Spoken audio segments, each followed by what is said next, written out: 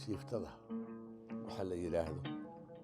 Jiiftada waxaa la yidhaahdaa had iyo jeer waxa u badnaa culimmada ayaa u badnaa oo tirin jiray oo markay doonayaan inay wax wacdiyaan oo dadka diinta baraan oo culimmada oo dhan ma ahayd waa ninka culimmada ah oo haddana gabyaaga ah ayaa laga hadlaya oo gabigana yaqaan. Marka waxaan u malaynayaa jiiftada ugu caansan ee Soomaalidu taqaan inta la hayana ugu horeysa ama ugu qadiimsan waa tii Xaaji Cali Cabdiraxmaan. Xaaji Cali ma jirteen sheekhii loo yaqiin oo haddii alla kuu roon yahay dadka ku waanin jiray oo masafooyinkiisa masafo iyo jiiftana waa isku mid badana. marka haddaan tusaaleeyo tii Xaaji Cali aan ka soo qaado oo alifiyeen ahayd. Alifiyeen waa nooc maansada Soomaalida ka mid ah oo xuruufta carabiga ah lagu tiriyo, laakiin jiiftadu waa Soomaali, masafadu waa Soomaali, laakiin alifiyeen ba'iteen ta'iteen baa la yidhaha ta' baa tiri weeye macnaheedu iyo haddii alla kuu roon yahay ba' baa tiri iyo weeye. Xaaji Cali oo haddii alla kuu roon yahay noolaa qarnigii 18aad akhirkiisii iyo kii 19aad ilaa bartamihiisii wuxuu ku aasan yahay magaalada la yidhaahdo Marka agteeda Cagaaran tuulo la yidhaahdo ka sokaysa. halkaas ayaa lagu siyaartaa, laakiin isagu marka hore bari buu ka yimid iyo halkaasoo mujaahid buu ahaa, dadkana diinta faafiyo ahaa. wuxuu yidhi Xaaji Cali markay alifiyeen ibnow aadni arrinku alifiyeen ibnow aadni arrinkaad ka dhacan tahay urur noolba lagu waani arrafa iyo soonqaad ilaah baa ilaaheena dadna waa addoomihii adsa weli ma aabayne ma oboo kalaa tahay wartaallooyinkeeda awdan maadigaa ka amar weyn wadka duulkan aynabay adma uusan ku aqoon mase uusan ku ogeyn mase waad ka adag tahay mase inuusan kuu iman axdibow lahaydeen arxan inuusan garaahayn nebigii ma aynanin injiraha hadduu laayana waa inuu alaaliya eedaadiya ku ogaada nimaan aakhiruu fara arwareegada adkaysta oo masbaa horreeye allow yaa ogeysiiya inay eera go'an tahay aan waa aamusahayaa wax afeefi iga tahay ninna yuu hadhow ooyin goortale abaajiday. xarafka jiimka ayuu haddana qaybo ka mida ku yidhi jiiyeen jabow aadni ma jalbeebanaysaa jidxun baad ku socotaaye jiscin ma u helaysaa jees miyaa ku habba nin asaagi jiibsaday jaankaaga waxaad fuuday jid salaad ma moogtahay ninna jaama uma toronin joombiyeedna ka af badan jireeciisu waa sida tin jaahiisna uma kaco ninkaan jiirta laga saarin duug jahanabaad noqoy. aan la iima jirib dhiga iyo jinatuurku waa been muslim waa isku wada jooge jinniyuusan kuu talin nafta waad jeclaydayna jadhka ha iska xoorin jahannamo iyo ololkeeda ma nin jiir ulaa jira waataad u wada jeeday ragga jawhartiisii maxaa niman jamaamuura jeexa looga soo kacay malagii jajuubaayey aad ma joojinaysaa jeerdhaafka nebi waaye ma jeclaysanaysaa qabrigiina kuu jeexan luxudkiina kuu jaran jiirkaaga dixiraare meelaha jinaadka ah lafta joofa baa hadhi saantaada jirifta ah jeer hore waxaad falatay jiirkaa ku marakici jeer hore waxaad falatay shildigaa ku marakici warqad beriba lagu jiiday jeebkaa laguu gelin wax adduunkii lala joogay majikaartan baa jira in qiyaama jiri doono ninna yuusan jaaxidin jimcaha dadku maraga jinnigiiyo wanaaskaba.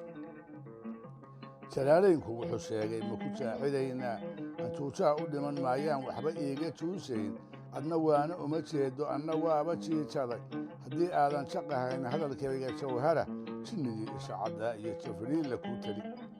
ayuu yidhi. kaasi wuxuu ahaa Xaaji Cali Cabdiraxmaan fiqi khayre. Xaaji Cali ma jirteen baa loo odhan jirayoo 1850kii ayuu ku dhintay agagaarka Marka, qabrigiisiina wuxuu ku yaal tuulada ka sokaysa Marka wax yar oo la yidhaahdo Cagaaran. tusaale kale oo haddii alla kuu roon yahay ku siman xilligii SYL leegada wakhtigeedii waxaa tiriyey gabyaagii leegada ninkii la odhan jiray ama gabyaagii gobonimada ninkii la odhan jiray Cali Xuseen Xirse allah u naxariiste loolan jiray ayaa tiriyey wuxuuna u tiriyey nin haddii aanu kuu roon yahay talyaaniga la jiray oo dadka leegada aad u dhibi jiray oo xabsiga iyo haddii aanu kuu roon yahay basaasnimo iyo dowladda markaas xafiisyaduna ka shaqayn jiray markaa ninkii baa waxaa loo bedelay boosaaso waa siday laleeyahay sheekadu boosaaso markii loo bedelay boosaasona waxay ahayd meel haddii aanu aad yani uga fog xarunta oo waddooyinkan iyo hadda ay leedahay iyo waxaas ma lahayne meel waxay ahayd toddobaadyo loo socdo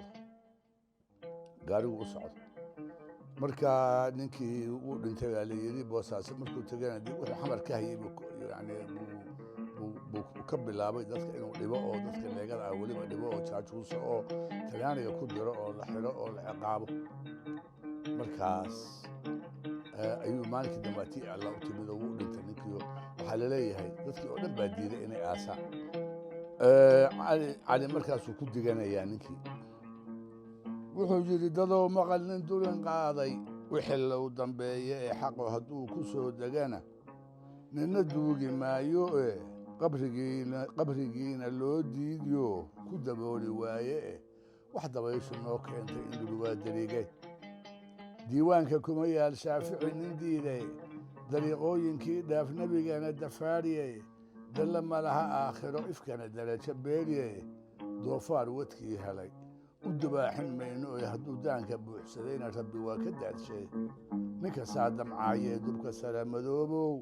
waan kula dardaarmaya dacwigayga ma qaro ha ku daya ninkaa hoogay dhulkuyuu ku diidinib markaa kaasina waxaa weeye waa tusaale labaad uu ahaa oo jiiftada ama masafada waa isku dhisaan sheegay labaduba cali cilmi afyare wuxuu ahaa gabyaa weyn oo isaguna yani 1986 ayuu xamar ku geeriyooday wax badan ayuu gabayaayey qarnigii haddii aanu kuu roon yahay 1950 markii laga soo bilaabo ilaa gobonnimada la helay ilaa kadib ilaa 80 wuu gabayaayey nin haddii aanu kuu roon yahay luuq gaara leh buu ahaayo haddii aanu kuu roon yahay gabyaa weyn ah ninkaas 1967 ayaa Jabuuti waxaa la yidhi Faransiisku wuxuu yidhi waxaan ka qabanayaa doorasho waa doorasho beerbeeray ahaydo markaasuu dadkii wadaniyiinta ahaa oo dhan xabsiga ku gura cali cilmi taas ayuu marka ka yani waa 67 markaasuu ka xumaadayo marka ayuu haddii ku reey gabagaan tirinaya wuxuu yidhi in dhaweydba gabaygii waanigii gulaaleeye weli waxaan wadnaa tusaalayaashii jiiftada in dhaweydba gabaygii waanigii gulaaleeye gardaadka iyo feeraha kama soo go'aynine wuxuu yidhi in dhaweydba gabaygii waanigii gulaaleeye gardaadka iyo feeraha kama soo guraynine sidii neef gidaad qaba waanigii gabloolaye godolka iyo dhaydii soo gaacin maynine xalay gelin dhexaadkii dadku gamacsanaayeen waxay gaareen mooye waan soo gufaacay sida aar guhaad qaba gurxanka iyo reenkii goobxaaradkaan dhigay iyo gahangahaygii guumaysta fiinti iyo galowgaa dhawaaqaye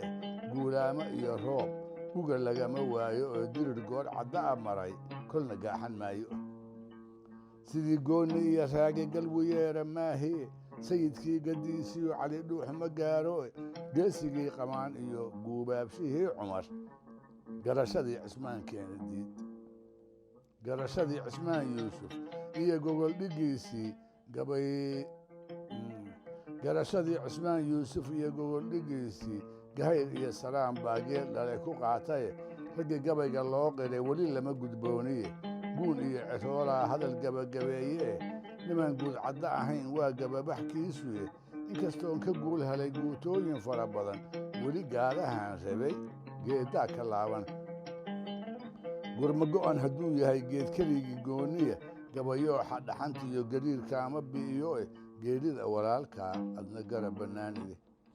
gacalkay ha baaba'o anna gaadis baan ahay gadariyo isyaalyeel ubadkaygu ha u go'o guryahaygii oo maqan hadba garax qaba u shubo garaadlaawayaalow gobonnimadu maahe intaa dambe wuxuu kula hadlayaa waa dowladdii soomaaliya oo uu rabay in ay haddii aan la guuranaya jabuuti aad ugu heyliso wayna u heylisay tabar bay ka ahayd oo meesha dhigtay waa tahay halkaana waxaa ku dhammaaday casharkii